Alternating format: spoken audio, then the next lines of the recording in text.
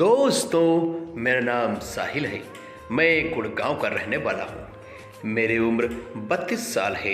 Height 5 foot 6 inch है। गोरा handsome जवान लड़का हूँ। यह रोमांटिक कहानी आपके लिए लिख रहा हूँ, जो यह बहुत अच्छी है।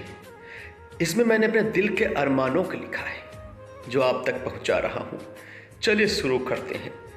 जब लेडीज़ें बोलती हैं तो लगता है कि किसी दूर पहाड़ पर घंटियां बज रही हैं, और जब जेंट्स बोलते हैं तो लगता है जैसे घंटा घर के अंदर घुस गए हम। जब लेडीज चलती हैं तो लगता है कि जैसे कि झील के किनारे हंस परेड कर रही हों, और जब हम जेंट्स चलते हैं तो लगता है जैसे खच्चर घास चरने के लिए पहाड़ पर चढ़ गए हों। लेडीजें नहीं होती तो हम सपने किसके देखते, गाने किस पे खड़े होकर किसको छेड़ते। लड़कियों बिना जिंदगी अधूरी है। दोस्तों, हम अपनी कहानी आगे बढ़ाएं, इससे पहले आप हमारे चैनल को सब्सक्राइब जरूर कर लें, ताकि इस प्रकार की रोमांटिक कहानियां हम आप तक पहुंचाते रहें। ऊपर वाले का शुक्र अदा करना चाहते हैं इस बात के लिए कि लेडीजें आजकल इतनी तरक्की कर रही हैं कि वो पायलट बन रही हैं, साइंटिस्ट बन रही हैं, इंजीनियर बन रही हैं। इसमें हम कन्वीनियंस यूँ हुई कि लेडीज़ टेलर का जॉब जेंट्स के लिए पूरी तरह ओपन है। डैडी याद शहर के बड़े पुराने और मशहूर टेलर थे। उनके दादा के टाइम की है हमारी दुकान। नाम है विक्की टेलर्स। हमसे पहले की जनरेशन का कोई दूल्हा ऐसा नहीं होगा जो डैडी की सिली हुई शेरवानी पहनकर घोड़ी न चढ़ा हो। लेकिन हम बचपन से दूल्हे के नहीं, दुल्हन के कपड़े सिलना चाहते थे। हमारा सपना था कि हम लेडीज़ों के अजीजों में गिने जाएं। आय हाय हाय हाय हाय, और किसी तरीके से नहीं तो लेडीज़ बनकर ही सही एक बड़ा पर्सनल सा करीबी रिश्ता होता है, न लेडीज़ और लेडीज़ टेलर का। वैसे डैडी चाहते थे कि हम कहीं गवर्नमेंट की जॉब ट्राई करें, लेकिन हम उन्हें आखिरकार मना ही लिए। हमने कहा, डैडी, ये आपसे ज़्यादा कौन जानता है कि दर्जी का काम सबसे ज़्यादा सवाब का काम होता है। जो इंसान जैसा दिखना चाहता है उसकी ख्वाहिश पूरी करते हैं। हम ख्वाबों को कॉटन और टेरिकॉट में लपेटते हैं। एक तरह से रूह को एक खूबसूरत जामा पहनाते हैं हम। डैडी मान गए, मेरी निकल पड़ी, और हम याद शहर की आधी से ज़्यादा लड़कियों के करीबी बन गई। शुरू में तो समझ ही नहीं आता था कि इतनी हुस्न बर्दाश्त कैसे करें। आय हाय हाय हाय हाय हाय, हजारों बार पहली नज़र में प्यार हो गया हमें। दिल है व्हाट टू डू, लेकिन हुस्न हमारा ज़्यादा मेल जोल नहीं था। बचपन में तो अक्सर नाप लेते टाइम हमारे हाथ कांपने लग जाते थे। हम नाप गड़बड़ लेते थे। डैडी अब बीमार रहते थे तो दुकान भी हम ही चला रहे थे। अच्छा, हमारी भी मिस्टेक नहीं थी, क्योंकि हम काम तो बड़ा हैंडल कर लेते थे, लेकिन हुस्न हैंडल नहीं कर पाते थे। दोस्तों, एक दिन मॉर्निंग और इवनिंग के बीच में दो घटनाएं घटी, जिनमें हमारी ज़िंदगी बहुत रंगीन तरीके से इफ़ेक्टेड होने वाली थी। गली में सामने की ओर साइकिल के स्टैंड के बगल में एक और दर्जी ने सुबह सुबह दुकान का उद्घाटन कर दिया। विक्की टेलर्स के तर्ज पर न्यू विक्की टेलर्स।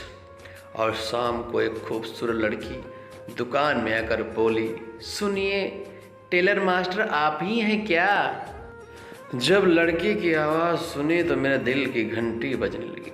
ऐसा लगा मानो मैं पहली बार ऐसी खूबसूरत महिला का दर्शन कर रहा हूँ। मेरी दुकान के अंदर आई, बोली कि विक्की टेलर आप ही हैं? मैंने कहा, जी हाँ, मैं ही हूँ।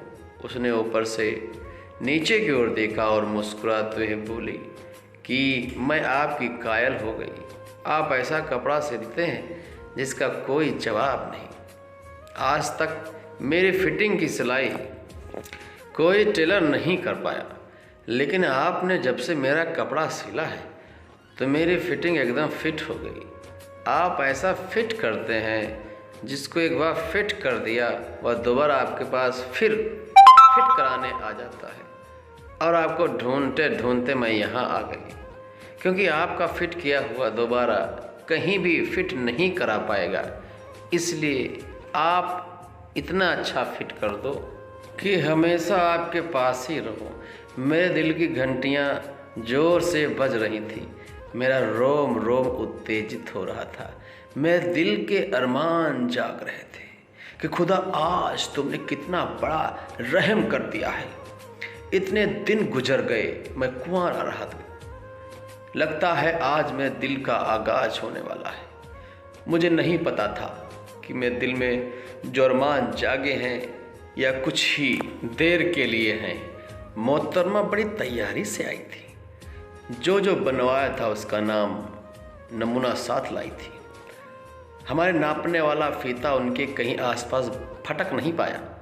उन्होंने कुछ कपड़े सीने को दिए और फिर चली गई।